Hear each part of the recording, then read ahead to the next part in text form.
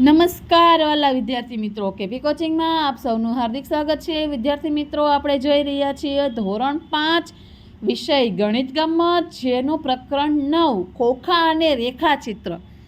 આગળના વિડીયોમાં આપણે જોયેલું મહાવરો 1, 2 અને 3નું સોલ્યુશન। આજના વિડીયોમાં આપણે જોઈશું સ્વાધ્યાય। તો પ્રશ્ન 1 છે, નીચે આપેલી ત્રિપરિમાણીય આકૃતિને તેના જેવા ચિત્રો સાથે જોડો।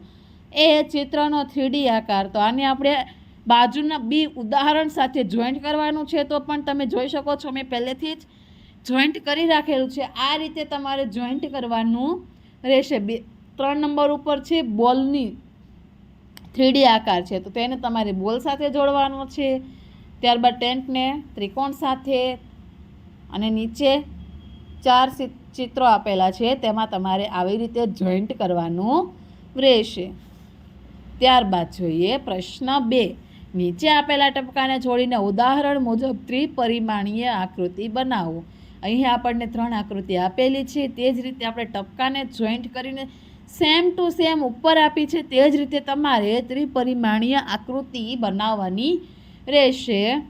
જોઈએ પ્રશ્ન 3, નીચે આપેલી આકૃતિમાંથી કઈ આકૃતિ વડે ત્રિપરિમાણીય 3D આકૃતિ બનશે, તેનો ક્રમ ખાનામાં લખો। તો અહીં આપણને પેલો શંકુ આકાર આપેલો છે, તો તેનો જવાબ આવશે એ। બીજું છે તો તેનો જવાબ આવશે એ।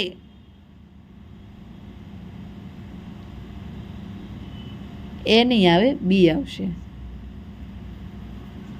ત્યારબાદ નંબર 3, તો તેનો જવાબ આવશે એ, જે ખાનામાં લખી રાખેલું છે। નંબર 4, તો તેનો જવાબ આવશે સી।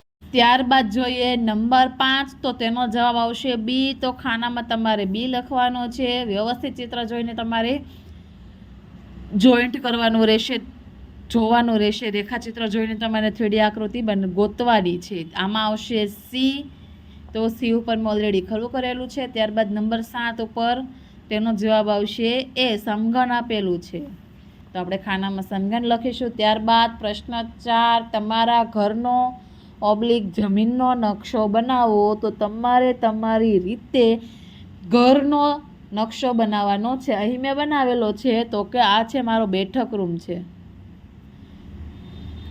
સોરી આ બેડરૂમ છે, 3 બેડરૂમ આવે છે। આ એક બેઠક રૂમ છે, કિચન અહીંયા આવશે અને 2 ટોયલેટ આવશે। તમે તમારી રીતે તમારા માઇન્ડથી તમારે તમારો નકશો બનાવવાનો રહેશે। થેન્ક યુ વિદ્યાર્થી મિત્રો।